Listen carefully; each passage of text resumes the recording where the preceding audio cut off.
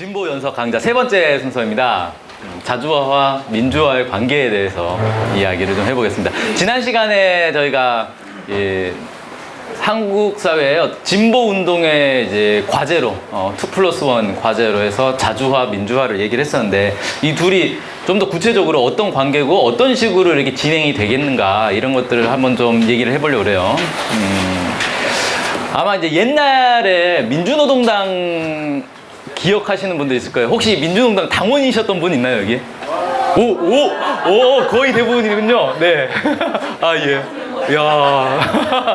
예, 이 정도로 아주 막강한 이 역량을 가졌던 민주노동당인데, 이 민주노동당이 2007년도 대선 이후에 상당한 좀 혼란에 빠졌어요. 당시에 이제 내분 있고, 막 비대위도 열리고 막 이렇게 됐는데, 이때 당시에 이제 언론들에서 이 민주노동당의 혼란을 어떤 식으로 이렇게 표현을 했냐면은, 이 평등파라고 하잖아요. 자주파. 예. 자주파와 평등파가 이 대결을 하는 거다. 서로 이렇게 권력을 쥐기 위해서 싸우는 거다. 이런 식으로 많이 보도를 했어요. 우리 이제 믿고 거르는 조선일보에서 이렇게 보도를 했네요. 네. 근데 뭐 조선일보뿐만 아니라 뭐 한겨레, 경향 같은 진보적 언론들조차 다 이런 식으로 표현했어요. 자주파와 평등파가 싸우는 거다. 근데 그런가? 자주파라고 하면 이제 보통 그 자주통일 운동을 좀 중요하게 생각하고 그걸 중심으로 하는 그런 이제 이 세력들. 평등파 하면은 뭐 노동운동, 민주화운동 이런 것들을 좀 중요하게 생각하는 그런 이제 세력을 얘기하는 건데 이 둘이 대립해서 서로 싸우고 이 당권을 쥐기 위해서 싸운 거였냐? 뭐 아니라는 주장도 있어요. 보면은 이건 이제 왜곡된 이분법이다. 실제로 자주파라고 부르는 세력 내에도 다양한 노선들이 있고 평등파도 마찬가지고 이번 당 사태는 사실 그들이 일사불란하게 뭐 자주파는 이쪽, 평등파는 이쪽 이런 게 아니었다. 그런데 언론에서 왜 이런 식으로 이 왜곡해서 보도를 하느냐? 왜 그러겠습니까? 그걸 바라고 있기 때문에 그런 거예요. 자주파와 평등파가 싸우기를 바라니까 이런 식으로 왜곡해서 보도를 하는 거죠. 자. 그래서 이 자주파로 이제 흔히 이제 표현은 하지만 이런 이제 자주화 운동 그리고 뭐 평등파라고 표현을 했는데 이 민주화 운동, 평등파 뭐 노동 운동도 사실 민주화 운동의 한 영역이라고 볼 수 있어요. 이 자주화 운동과 민주화 운동은 대립할 수밖에 없는가? 함께 이렇게 갈 수는 없는 건가? 여기에 대해서 좀 얘기를 해보려고 합니다. 이 얘기를 하려면 일단 민주주의에 대해서 좀 더 이해를 해야 될 것 같아요. 진짜 민주주의란 게 뭐냐. 우리가 지금 한국 사회는 민주주의 사회입니까? 네, 뭐 헌법에는 민주주의라고 돼 있어요. 그러니까 민주주의이겠죠. 근데 우리가 이제 많이 생각할 때 좀 부족해. 왠지 한국 사회는 민주사회야 라고 얘기하기 왠지 좀 부족한 것 같아. 뭐 그런 느낌 들고. 그러면 어느 나라가 민주사회냐? 그런 나라가 있나 찾아보면 사실 좀 애매하단 말이에요. 사람들마다 다 생각이 다르겠죠.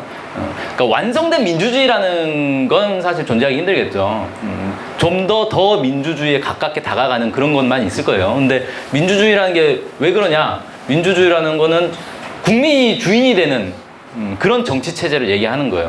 근데 어떻게 주인이 되는가? 이건 사실 상당히 복잡할 수밖에 없단 말이죠. 그 시대의 어떤 한계, 그 사회의 한계에 따라서 이제 정해질 수밖에 없는데 우리가 흔히 이제 민주주의 하면 흔히 생각하는 게 선거잖아요. 민주주의의 꽃은 선거다. 그런 얘기 많이 하죠. 선거를 통해서 국민들이 자신들의 대표자를 뽑아요. 그럼 그 대표자들이 국민을 대변해서 정치를 하는 거예요. 그렇게 이제 흔히 인식을 하는데 여기 이제 두 가지 문제가 생긴단 말이에요. 하나는 과연 국민의 뜻을 대변할 수 있는 대표자를 제대로 뽑을 수 있냐? 이 선거를 통해서. 그리고 선거를 통해서 뽑힌 대표자들이 과연 국민의 뜻을 계속해서 잘 대변해 줄 수 있겠냐 라는 문제가 생기죠. 그래서 후자 같은 경우는 대표자 뽑고 끝나면 안 되고 계속해서 우리가 권력을 감시하고 막 이러잖아요. 이 국민들이 그런 식으로 보완을 할 수 있겠는데 선거에서 대표자를 뽑는 과정에서 과연 우리를 대변할 대표자를 제대로 뽑을 수 있을까? 그러려면 일단 우리를 대변할 사람이 있어야 되는 거잖아요. 그 사람이 후보로 나와야 뽑죠. 후보가 없는데 뽑을 수는 없는 거니까. 그럼 결국은 국민을 대변할 수 있는 정당이 있어야 된단 말이에요. 그런데 일반적으로 자본주의 사회에서는 자본주의라는 게 자본가에게 권력이 있는 사회란 말이에요. 기득권이 자본가 집단에게 있어요. 그럼 어떻게 되느냐? 정당도 자본가를 대변하는 정당이 훨씬 힘을 받는단 말이죠. 쉽게 말해서 정당 이 기부금만 딱 놓고 봐도 그렇잖아요. 어느 자본가가 이 노동자를 대변하는 정당에 기부를 하겠어요. 당연히 자본가를 대변하는 정당에 기부를 하지. 근데 돈은 자본가들에게 가장 많이 있잖아요. 그러니까 결국 자본가를 대변하는 정당이 막강한 이 재정적 지원을 받아가지고 활동을 할 수 있단 말이에요. 그러면 똑같이 뭐 선거를 해도 선거는 그냥 모두에게 평등하게 기회가 열려 있으니까 공평한 거다. 아무리 얘기를 해도 결국 선거를 하다 보면은 돈 많은 사람들이 여론을 좌지우지 해가지고 표를 사실상 돈으로 사는 거죠. 그렇게 해서 당선이 돼버린다는 거죠. 그래서 지금 보면 이제 세계 어느 자본주의 국가든지 다 그렇게 되어 있어요. 집권한 정당, 주류 정당, 다수 정당들은 다 자본가를 대변하는 정당들로 되어 있습니다. 뭐 이름에 뭐 노동자를 붙여가도 뭐 영국에도 노동당이 있고 막 그렇잖아요. 영국의 노동당은 그러면 이제 노동자를 대변하는 정당 아니냐? 근데 집권하지 않았냐? 이렇게 생각할 수 있는데 아니에요. 이름만 그래요. 사실상은 자본가를 그냥 대변하고 있어요. 그 노동당이 집권해가지고 이 집행한 정책들을 보면은 사실상 신자유주의 정책을 그냥 그대로 답습했단 말이에요. 그래서 노동자를 대변한다고 출연해도 결국은 개량화되거나 변질되면 집권의 기회가 열리는 거죠. 그렇지 않고선 절대 집권의 기회가 열릴 수가 없죠. 한국 사회에서도 이 노동자를 대변하는 정당들, 아까 나왔던 민주노동당이든 그 이후에 뭐 통합진보당, 지금 민중당 이렇게 있지만 집권의 기회를 얻을 수는 없어요. 그리고 뭐 총선에서 몇 석은 얻을 수 있겠죠. 그러다가 영향력이 커진다 싶으면 바로 탄압에 들어가죠. 당 깨버리잖아요. 그래서 통합진보당도 사실 계속해서 이 영향력이 커지니까 내부 분열 공작 들어가고 그걸로도 안 되니까 아예 그냥 공권력 동원해서 해산을 시켜버렸죠. 그런 식으로 해서 마치 공정한 기회를 열어주는 것 같지만 사실상 이 자본가를 대변하는 정당들만 힘을 얻을 수 있는, 권력을 쥘 수 있는 그런 구조로 돼 있다. 그래서 이걸 이제 부르주아 민주주의라고 흔히 표현을 합니다.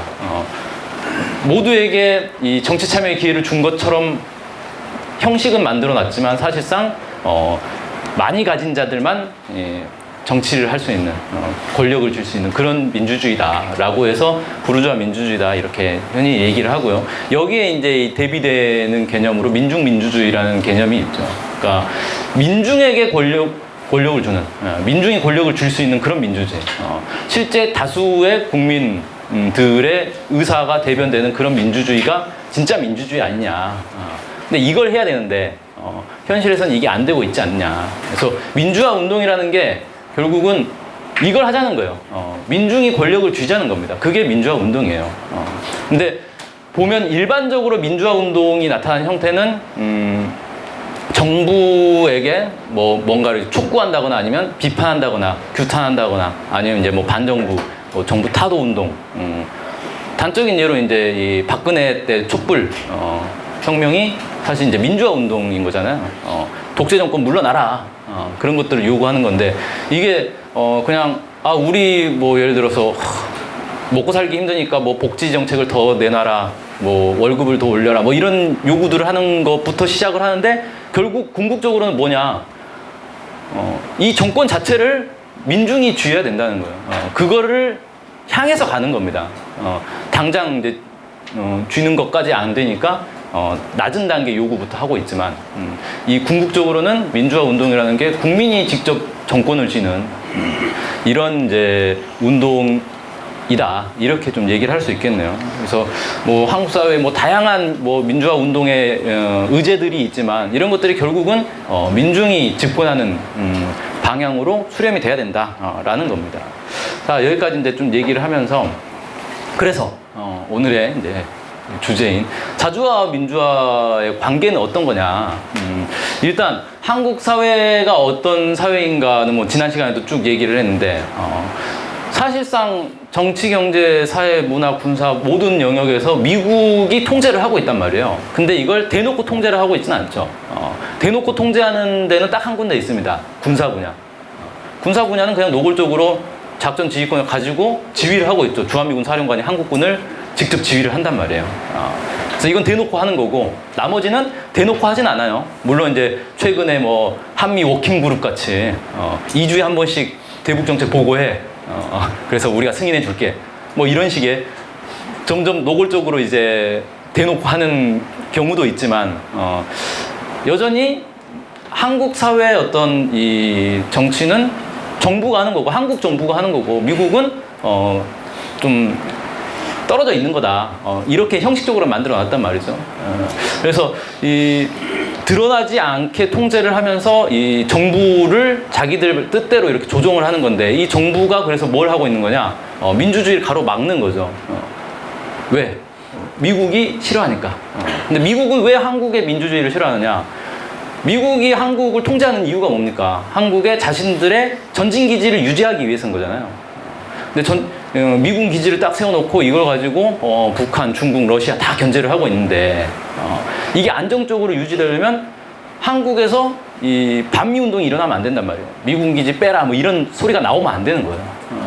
그런데 민중들에게 권력을 준다, 민주화를 해가지고 국민들이 자유롭게 정치 참여한다, 이러면 당연히 야, 우리 땅에 왜 남의 외국 군대가 있냐, 나가라, 이런 얘기가 당연히 나오겠죠. 그러니까 이걸 막으려면 결국 민주주의를 실현하면 안 되는 거예요. 근데 그걸 미국이 직접 나서면 미국이 욕을 먹으니까 한국 정부를 시켜가지고 민주주의를 못하게 막는 거죠. 이렇게 이제 이 구조가 돼 있다. 그래서 우리가 이제 과거에도 매우 수십 년 동안 민주화 운동을 하면서 정권도 바꿔보고, 뭐 정권 교체도 해보고, 뭐 직선제도 만들어보고, 다양한 것들 했는데, 결국은 계속 다람쥐 쳇바퀴 도는 느낌이 든단 말이죠. 촛불혁명을 통해가지고 박근혜 끌어내려고 문재인 정부를 세웠어요. 벌써 1년 반이 지났습니다. 와, 이제 세상이 완전히 달라진 것 같죠. 남북 관계에서는 확실히 달라졌어요. 한반도 문제는. 근데 이게 문재인 정부가 막 주도해가지고 바꾼 건 아니란 말이에요. 그러니까 문재인 정부는 사실 진짜 운이 좋은 정부라고 볼 수가 있겠고, 나머지를 놓고 오면, 그냥 내정만 놓고 오면 서서히 이제 한계가 드러나잖아요. 이게 엄청 기대를 많이 했는데, 적폐청산 잘 할 거라고 생각했는데 흐지부지. 기무사 그 쿠데타를 준비했던 기무사 처벌하는 거 보세요. 아무도 처벌 안 받았잖아요. 미국에 있어서 조사 못 하겠네요. 끝. 국정원 개혁. 이 조작 간첩 양성소 국정원 개혁 아니라고 딱 내밀었다가, 지금은 때가 아닌 것 같으니까 2년 후에 하겠습니다, 내팽개쳐버리고, 재벌 개혁, 노동자들의 뭐 권리를 존중해 주겠습니다라고 막 여기저기 찾아다니면서 뭔가 보여주다가 갑자기 이재용 한번 딱 만나가지고 인사받고 끝. 그 다음부터는 재벌들이 원하는 정책들 쫙 펴주고 있잖아요. 박근혜조차 사실 하지 못했던 은산 분리 규제 완화, 뭐 이런 것들 막 추진해 버린단 말이에요. 이런 거 보면 문재인 정부는 그래도 뭔가 다를 줄 알았는데 왠지 또 다시 되돌아간 것 같아요, 과거로. 이게 참 안타까운 일인데, 이게 왜 그러느냐? 결국은 이 미국의 통제를 받는 그런 정부는 어떤 대통령을 누구로 세우고 정당이 누가 집권하든지 결국에 가서는 똑같은 일을 할 수밖에 없다는 거예요. 결국은 자주화를 실현해야 민주화가 되는 거다. 미국의 간섭을 끊어내야지 이 국민들을 대변하는 정부를 세울 수가 있다는 거죠. 그래서 이 자주와 민주화의 관계에서 핵심은 자주화 없이 민주화 없다라는 것, 이게 이제 가장 핵심이 되겠죠. 그래서 실상 보면 이래요. 이분이 참 표현을 잘 했던데, 노동자 머리 위에 재벌이 있고 재벌 머리 위에 미국이 있으니 미국이 최고 상전이네. 그러니까 노동자들 입장에서는 재벌들에 의해서 착취를 당하고 있는데, 알고 보니 재벌의 머리 위에는 미국이 있더라. 그러니까 이중 착취 당하고 있는 거죠. 자, 그 다음에 이제 두 번째 관계를 얘기하자면은, 그러면 자주화 없이 민주화 없으니까 자주화 운동만 열심히 하면 되는 거냐? 그건 아니라는 거예요. 민주주의가 확대되면 될수록 자주화 운동에 유리한 국면이 열린다. 단적인 예로 올해 우리가 주한미군 철수 투쟁을 완강하게 벌였잖아요. 한 2년 전에 이거 했으면 다 여기 없을 거예요. 제가 이제 재밌는 얘기를 하자면은 2010년이었나? 제가 그 이제 마지막으로 그 구속됐을 때 제가 이제 쓴 문건 하나가 이제 그 좀 논란이 됐는데, 글을 발표를 했는데 그 글에 이제 검사가 기소하기로는 주한미군 철수를 주장했다는 거예요. 그래서 이게 이적 표현물이다. 그래서 국가보안법 위반이다. 이렇게 했어요. 근데 사실 그 글에 주한미군 얘기가 없어요. 그러니까 이 검사가 마음의 눈으로 본 거예요. 그래서 재판 과정에서 이제 판사한테 얘기를 했죠. 아니, 여기 글에 어디 주한미군 얘기가 있냐. 미국 얘기조차 없다. 뭔 뜬금없는 미군 철수냐. 근데 유죄를 때리더라고요. 주한미군 철수를 주장했다고. 그러니까 판사도 마음의 눈으로 본 거예요. 야, 행간을 읽을 줄 아는 검사와 판사들인데, 그만큼 애들이 주한미군 철수를 주장하는 것 자체를 엄청 금기시한단 말이에요. 지금의 기득권 세력들이. 근데 지금은 우리가 길거리에 나가서 그냥 주한미군 철수를 얘기하잖아요. 근데 안 잡혀가고 있어요. 예. 민주주의가 발전할수록 이 자주화 운동을 할 수 있는 폭이 더 넓어진다는 거죠. 그래서 민주화 운동이 자주화 운동에 유리한 국면을 만들어준다. 이런 상호 보완적인 관계가 있다는 겁니다. 이걸 좀 더 이제 얘기를 해보자면은, 자, 일제강점기를 생각을 해봅시다.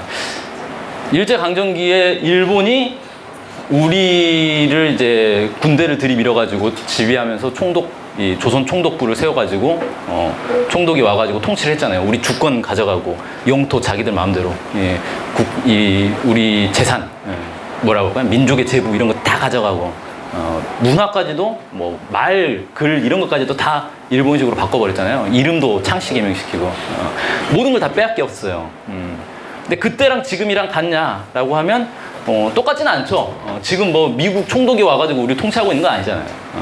하지만 사실상 한국 정부라고 있고 뭐 독립정부다, 뭐 자주 독립정부다라고 표방은 하지만 미국이 시킨 대로 하고 미국의 승인 없으면 아무것도 할 수 없는 그런 정부면 본질에 있어서는 큰 차이가 없다. 뭐 이렇게 볼 수가 있겠죠.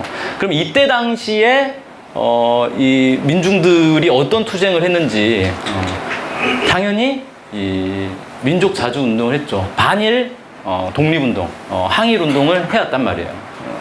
이 항일운동이라는 게 뭐냐? 일본에게 빼앗긴 주권, 영토, 국부, 문화 이런 것들을 되찾는 운동이었단 말이에요. 그럼 오늘날 우리가 얘기하고 있는 이 반미 자주 운동이란 건 뭐냐? 똑같은 거예요. 미국이 강탈해간 우리의 주권, 그리고 영토, 주한미군 기지들 보세요. 우리 땅이 아니에요.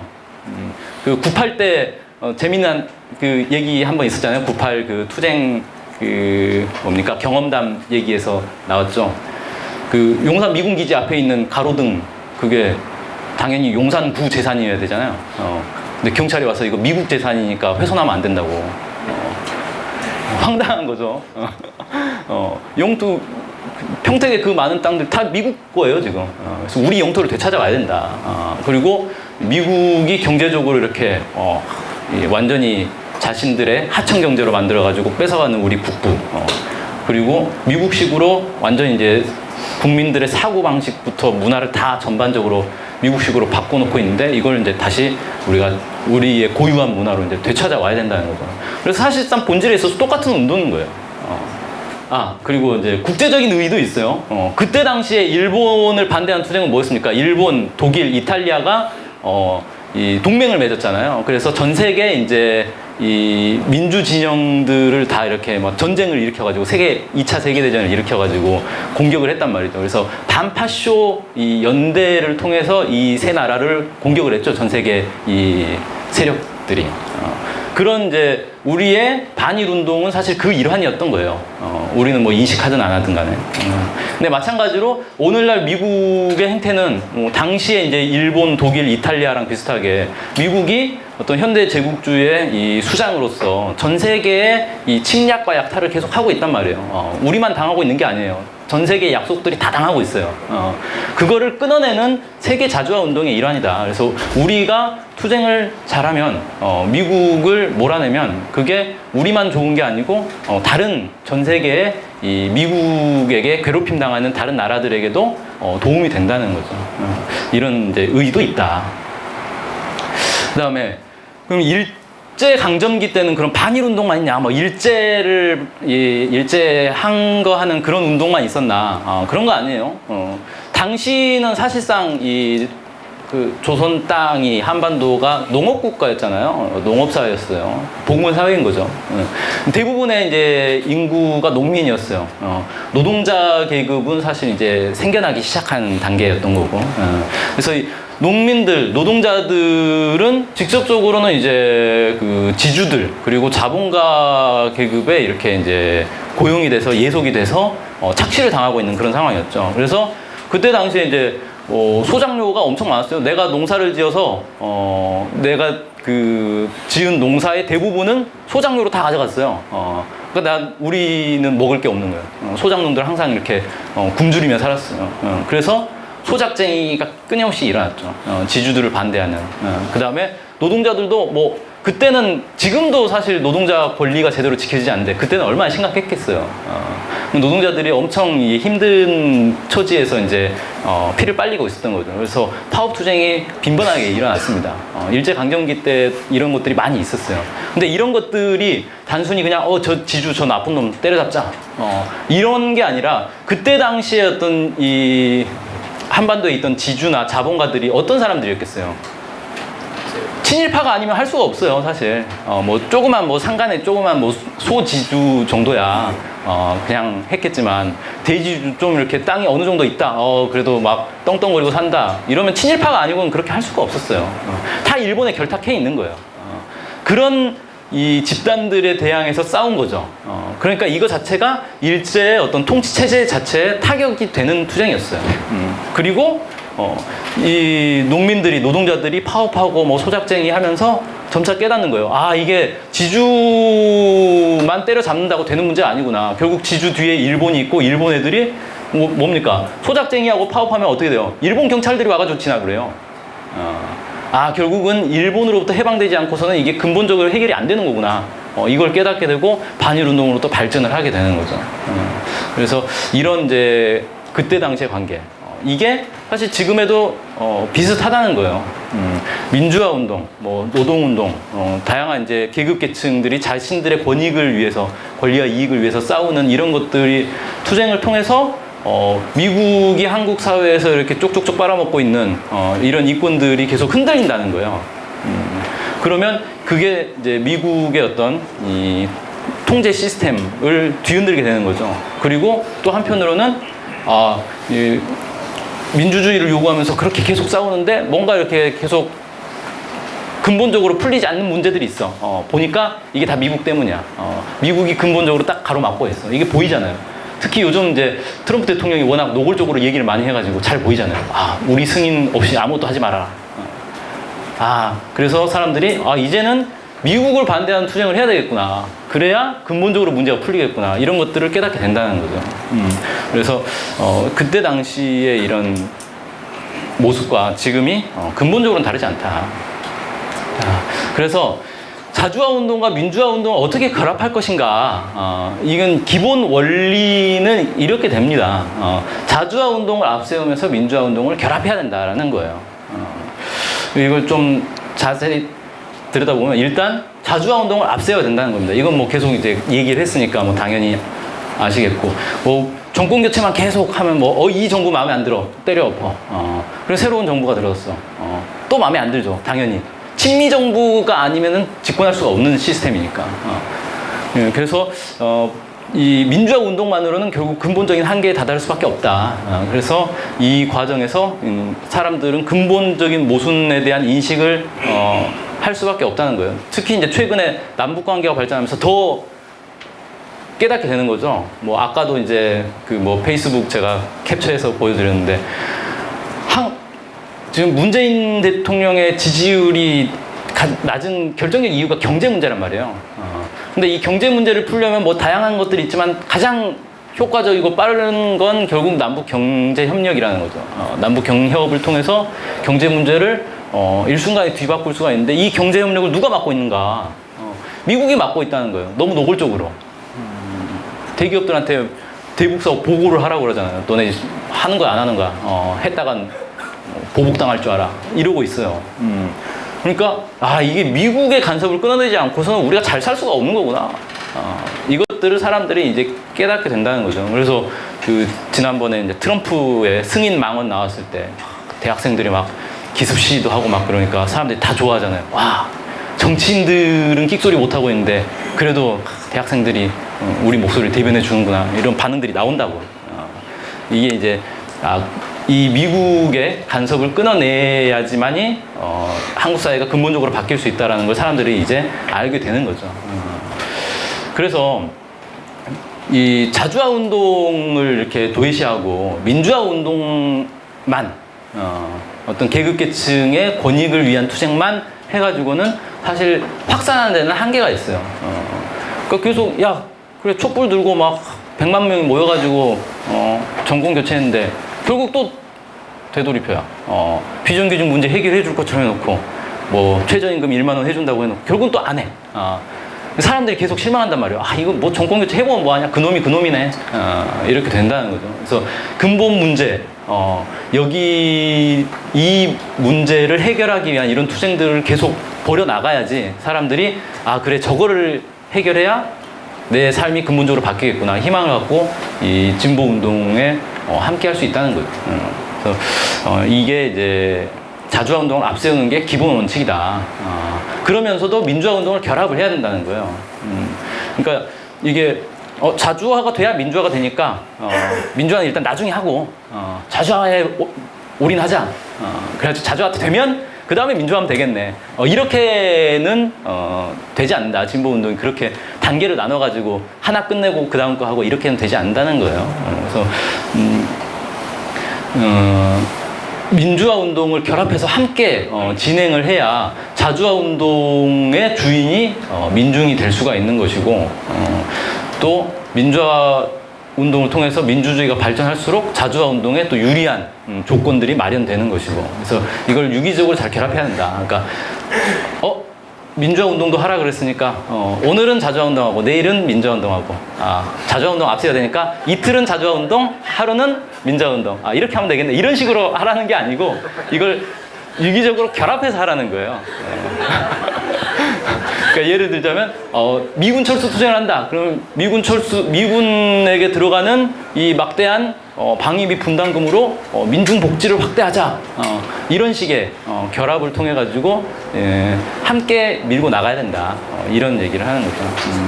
그래서 보면 이제 여러 이제 진보 운동 세력들이 있어요. 그래서 이 반미 자주를 주장하는 사람들도 있고, 뭐 노동운동을 중심으로 보는 사람들도 있고, 뭐 이 사회 개혁 이런 것들 중요하게 생각하는 사람들도 있고, 다양한 노선들이 있는데 이런 사람들이 다 이 자주화 운동이든 크게 놓고 보면 자주화 운동, 민주화 운동 이렇게 나눠볼 수 있겠는데, 이 두 개가 서로 상호 보완적인 관계에 있기 때문에 이들이 대입하면 안 된다는 거예요. 내가 중요하고 너네는 안 중요해. 그러니까 너네는 꺼져. 너네 입장은 받아들일 수 없어. 이게 아니라 이 아까 얘기했던 자주화 운동을 앞세우면서 민주화 운동을 결합하는 이 원칙 아래에서 서로 보완하고 도와주는 그런 관계로 나가야 된다. 그래서 진보 운동의 가장 중요한 원칙이죠. 첫째도 둘째도 단결을 해야 된다. 서로 이렇게 싸우고 공격하고, 이건 이제 결국은 이제 적들이 바라는 거라는 거예요. 그러니까 아까 이제 처음에 봤던 것처럼 조중동에서 열심히 진보 운동 내에 무슨 파가 있어서 서로 이렇게 권력을 주려고 싸운다, 이런 식의 이 이미지를 계속 유포하는 거예요. 그렇게 되기를 바라니까. 근데 거기에 우리가 말려들면 안 되겠다. 이렇게 정리를 해볼 수 있겠습니다. 이상으로 오늘 강연 마치겠습니다.